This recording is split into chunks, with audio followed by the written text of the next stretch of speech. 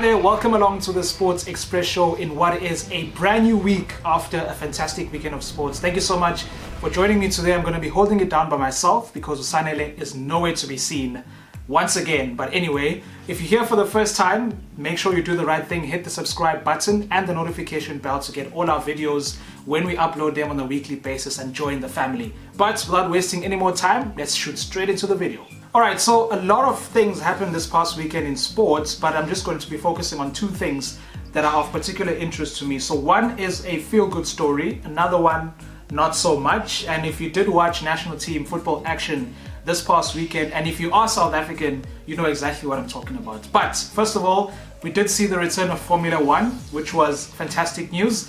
The 2021 season kicking off with the Bahrain Grand Prix that happened on Sunday afternoon. So, Sir Lewis Hamilton picking up where he left off last season with a Grand Prix victory, which was the first time he won the first race of the season, I think, since 2015.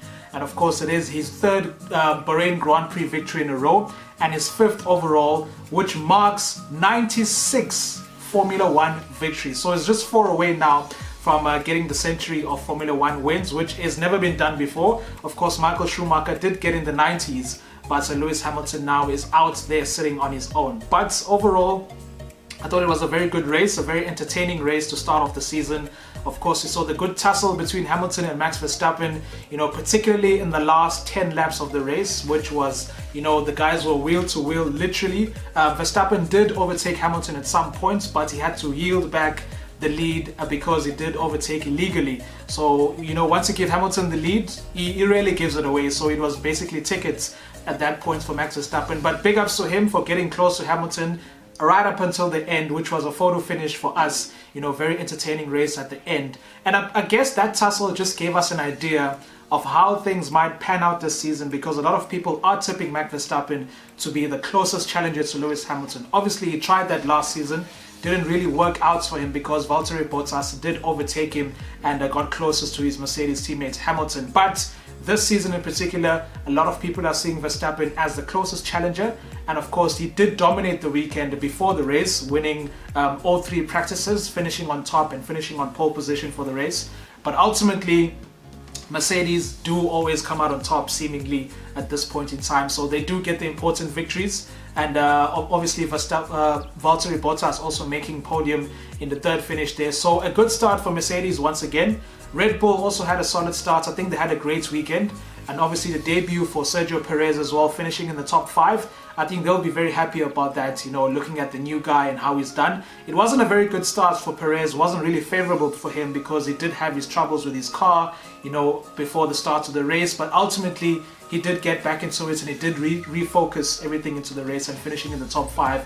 Also had a good tussle between the likes of Lando Norris, Charles Leclerc, who were fighting for the number 4, 5 and 6 spots, but ultimately Perez making number 5, Norris dropping down to number 4, and of course Charles Leclerc finishing outside of the top 5. So a very, very good race to kick off the season, which was the Bahrain Grand Prix, and we're looking forward to seeing teams stepping up to the plate and challenging Mercedes, specifically Red Bull, who are going to be looking to do that this season. So hopefully they're going to make it happen. Alright, now on to the story, of course, that involves our national team, Bafana. They were in action last night up against Sudan, and they lost that one out by 2-0. Sudan going out as winners and qualifying for the AFCON next year, alongside Ghana, who obviously topped the group, so congratulations to them. Bafana, on the other hand, missing out on yet another AFCON edition. I think they've missed out on 4 of the last 8, if I'm not mistaken. And to put the AFCON on the side, our last major tournament was the FIFA World Cup, which we hosted. So we haven't made the last 2 editions of the World Cup, and we haven't made 4 of the last 8 AFCON editions. So basically, why is this team even in existence? Why are we here trying to compete if we can't even make major tournaments? But anyway, just to talk about the game first, I think it was a lackluster performance by Bafana to say the least.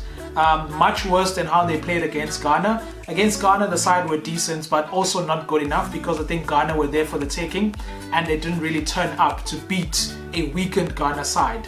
To make things worse, they go away at Sudan to play even worse than they did against a lackluster Ghana side who were much better than the Sudan side, which we lost to by 2-0. But anyway, Sudan winning that one by 2-0.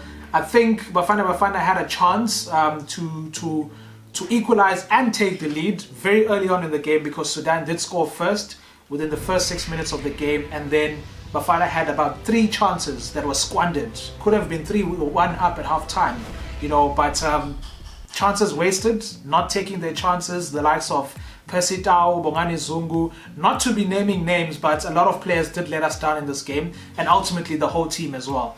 But obviously Sudan did get the second goal before half time, and the second half performance was even worse than the first half performance. Absolutely no fight, no grit, no determination, no urgency, nothing, no desire whatsoever. But I'm not going to go on a rant about Bafana, but what I'm going to say is that there will come a point where South Africans as a whole will not be able to take this kind of nonsense anymore, because the rot within South African football is in the structures. So the various development structures leading up to the Bafana setup, it is absolutely rotten. So we're talking about our football administrators, we're talking about the people that appoint our coaches and technical teams. That is where the problem starts. And there will come a point where South Africans will just not have it anymore, because we've been at a point for the last 20 years where we sort of like accept anything we get when it comes to Bafana. Oh, we know that they're lackluster, they will disappoint us ultimately, which they always do. So we accept that, and we've been living in this bubble of complacency as South Africans, as national team fans, as Bafana fans. We've been just living in this bubble of complacency, and we've accepted everything that this team have given us, which is absolutely not on. We should not be accepting all of this. So there will come a time, push comes to shove. I don't know when it's going to happen, I don't know how it's going to happen, but South Africans will reach a point where they absolutely cannot take it from the likes of SAFA, the development structures of our football. It's just not good enough. They're failing us at the highest level. So they're appointing technical teams and coaches, hiring and firing. It's just not working out. When are they going to be held accountable?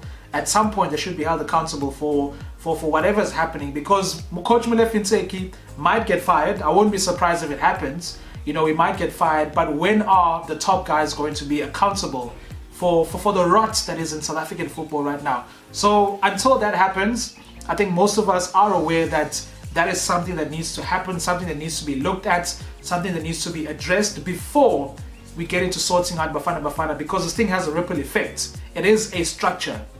Football doesn't work, the national team doesn't work in isolation to the rest of football within the country. We all know that development is an important part of it. So if the whole structure is rotten, then the national team is not going to be any good. So it starts in the leagues, it starts in the developments going up to the Bafana setup. Everything needs to be sorted out from a leadership perspective, in my opinion. So until that happens, we can't really expect anything much from Bafana. They're just going to keep on disappointing us. At this point in time, I'm not really surprised, but I am deeply disappointed as a South African to be experiencing such a painful thing, because it's been going on for the longest time and we just seem to be accepting it. So I think push has to come to shove. South Africans, at some point, we have to do something about the leadership of our football, because it's not good enough. It is absolutely lackluster, and at some point something has to give. Alright, that's where I'm going to leave it for today. Sanele and I are going to be back again to drop another video next week. As far as football is concerned, it is the last week of the international break, so next weekend we're going to see the return of normal club football, so we're looking forward to that. Otherwise, comment, like and subscribe to the channel. Please hit the notification bell to get all our videos, and also keep supporting us. Drop your comments below, like the video, and we'll catch you next time. Adios.